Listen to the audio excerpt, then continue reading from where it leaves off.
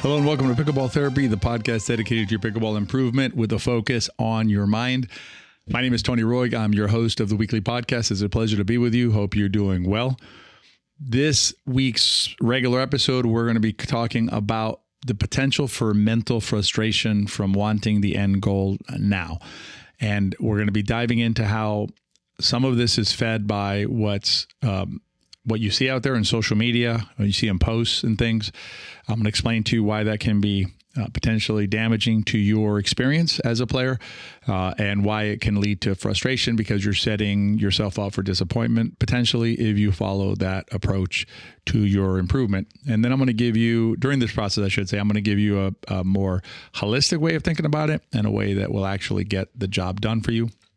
As we dive into the podcast, our fall clinic starts like now. If you're listening to it Friday, it starts I believe the clinic goes live on the 20th, which should be tomorrow.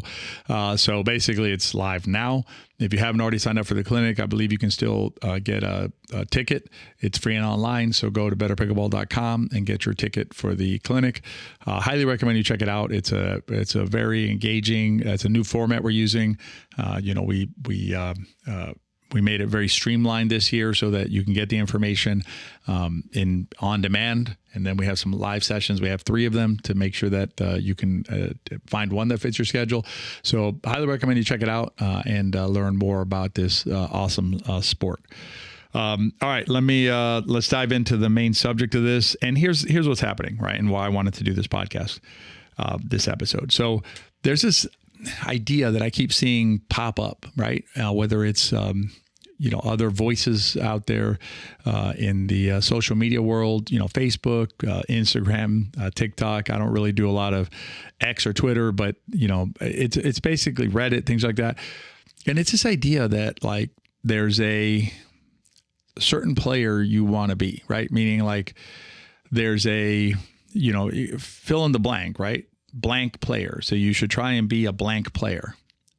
And it sounds great. I mean, wow. Okay. Yeah, let's do it. I'm going to be a blank player and I'm going to be what I want. All my dreams will come true when I become a blank player. There's oftentimes, not a lot of clarity on what that is and how you get there. Right. I mean, there may be some like rough sketches around it, but not a real like, okay, I can go from where I am now to this blank player following this path.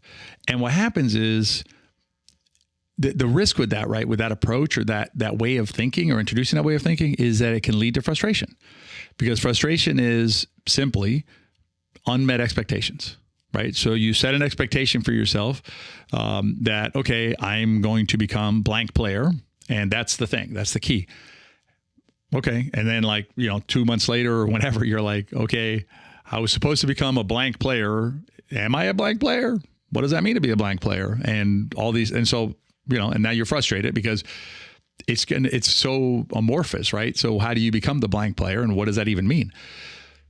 What I'm going to suggest to you throughout this podcast is that there's a way of looking at it that is much more concrete. It'll allow you to set expectations that are more reasonable and frankly, more relevant too, right? Meaning like wherever you're at right now, it's going to be just about finding that next step along your path, right? And what's the next thing for me to do? And then, talk about just a different way of approaching your process, which if you do it that way, the way that I'm going to propose, you'll minimize, can't say avoid, right? Because we're all different, but you'll definitely minimize the risks that you're going to feel frustrated or disappointed in yourself engaging in this beautiful sport and your growth in it.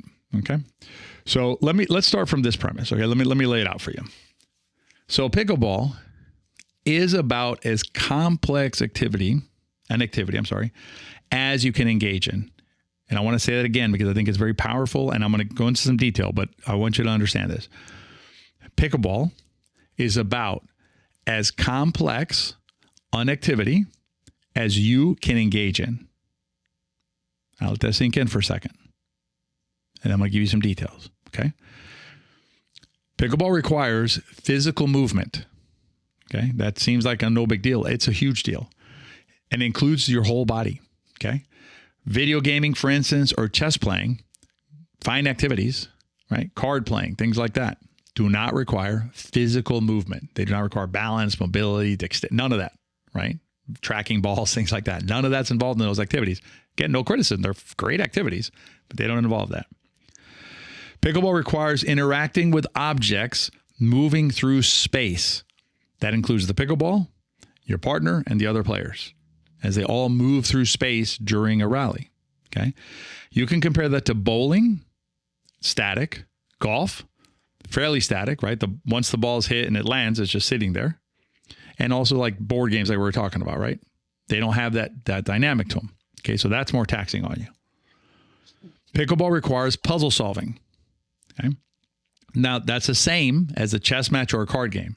So you're having to do basically the same activities that a bridge player, canasta player, a chess player, right? Or anybody else trying to solve a crossword player, or is trying to solve a puzzle. You're doing the same thing when you play a rally, while you're moving physically and having to interact with objects moving through space. In pickleball, you are competing against other persons who are also vying for the win. Okay. Compare that to skiing, something like skiing, right? Where it's you against the mountain or the course, right? That you're going down. Fine activity, but it's not, like the other skiers aren't throwing obstacles in your way as you're trying to go down the mountain, right? It's more challenging when you have other players, other participants intentionally trying to stop you from accomplishing what you're trying to do. So that's another layer of complexity.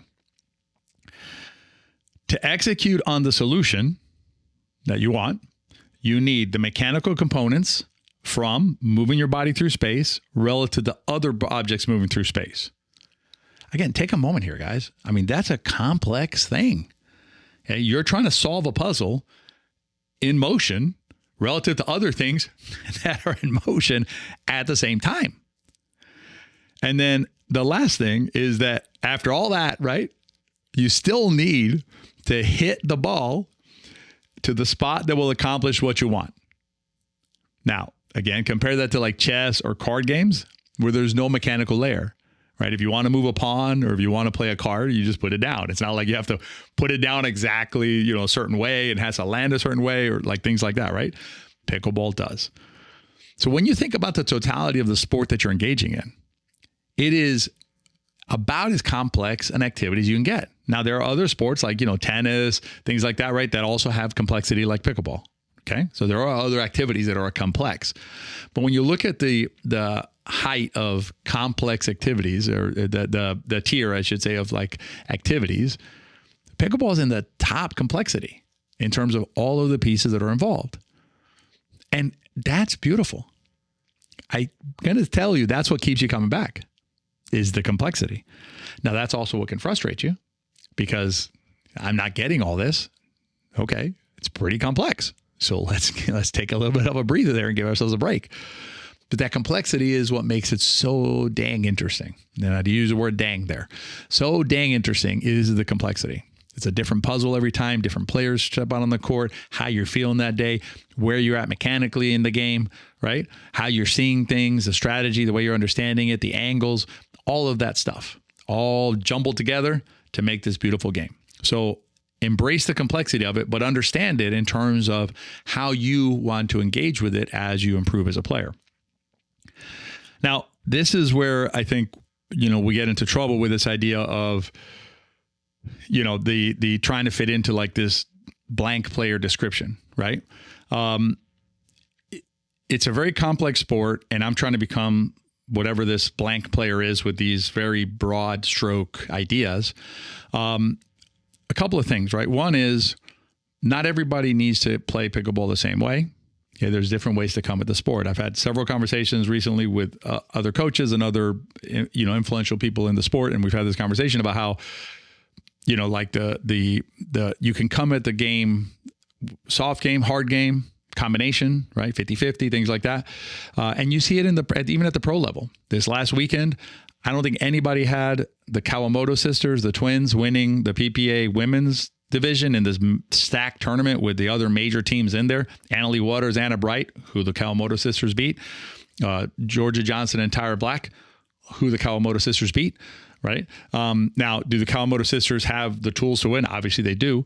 Do they play exactly the same way as Annalie and Anna? No, they do not, because they don't play with as much power. They use power, but they use more of a soft game, dinking, resetting. It was a clinic in that. So there's different ways of coming at the sport. So whenever you hear like this, these quick soundbite blank player stuff, be careful with it, because first of all, is that for you? Maybe, maybe not. Maybe you fit that mold, maybe you don't. Okay. But even then, even if you fit the mold, where are you along the process, right, of getting to that blank player position, right? It just doesn't, maybe you're closer, maybe you're not. And, I talked about this in a episode, it was a couple weeks ago or last week, talked about, mimic coaching and mimicry coaching and some of the risks with that. And, this idea that basically, do what I do, right? So this is what I do and it works for me. So do exactly what I do. I'm going to suggest that's not the best approach. Why don't you find out what is going to work best for you and do that? And the way to do that is by knocking down dominoes one at a time. Okay. And this is the part that's really important to understand. You're in a complex environment. Forget about trying to meet some thing you saw that said something you're supposed to do in an abstract sense, right?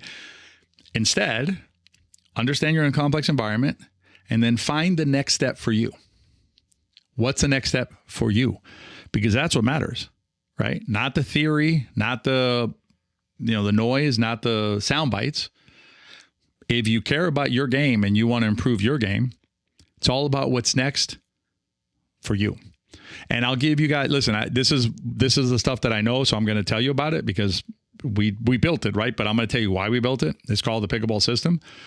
It was called a system because it is in fact a system, and it has everything outlined in order, right? So basically you have, let's say 1 through 6, right? One of the wellness checks is 1 through 6. So what you got to do is, do you meet number 1? If you meet number 1, excellent. Let's move on to number 2. If you meet number 2, thumbs up. Let's go to number 3. Oh, number 3, I need some work there. You don't have to worry about 4, 5, and 6. And you don't have to worry about whether 6 is more important than 3. No, because we've done that. And so that 3 is where you got to be. And there it is. Simple pimple, right? And so, you're not wondering is this for me? Is it not for me? It's not vague, right? It's a very clear, do this, right? And if you're doing it, great, then move on to the next one. If you're not doing it, hang out there until you're doing it and then move on to the next one and then move on to the next one. And that's how you're going to improve as a pickleball player.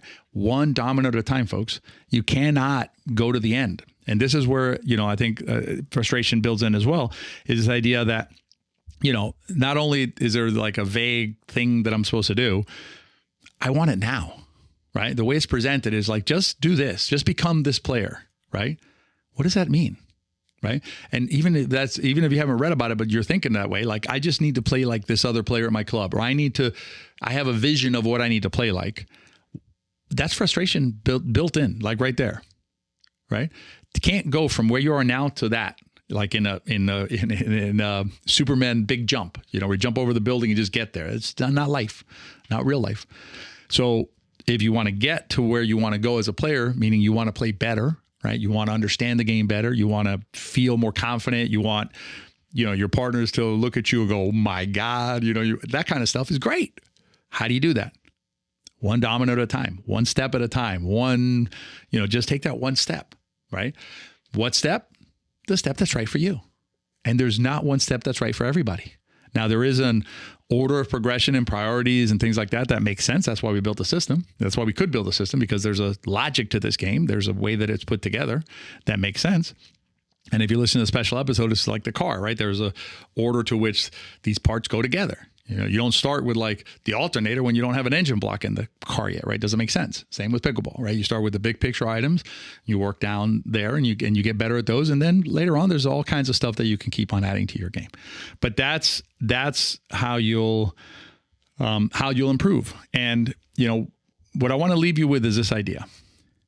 If you're on an improvement journey, okay, and most of you listening to this podcast are on an improvement journey.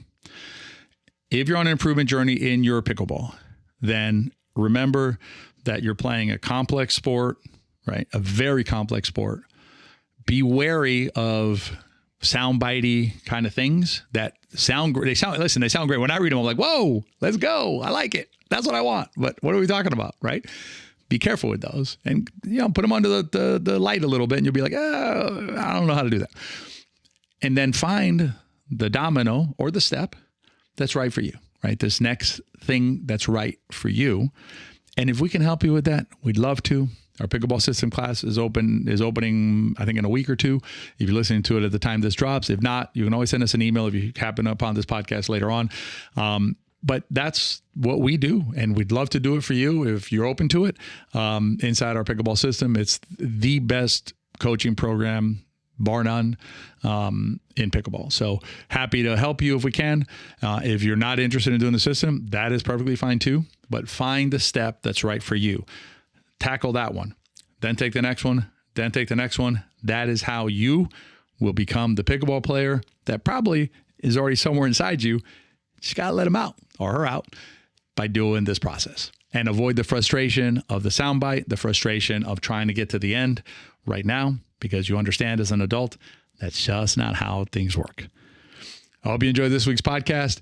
I hope to see some of you at our clinic it's like this week, next week. And then I think at the end of the month, we have our live events. So I'll be live there answering questions and things like that. So I'd love to see you there if you're interested in your improvement journey. And if you want to take the next step with us to the system, that would be awesome. We'll see you inside our coaching calls then. As always, if you have a minute, please consider rating and reviewing the podcast and share it with your friends. Remember, if you enjoy the podcast, they probably will too. And if your friend's on an improvement journey, this is pretty timely. If you want to share it with them as soon as you can so they take advantage of this free and online clinic that we have going on right now. Be well, and I'll see you next time if I don't see you inside the clinic.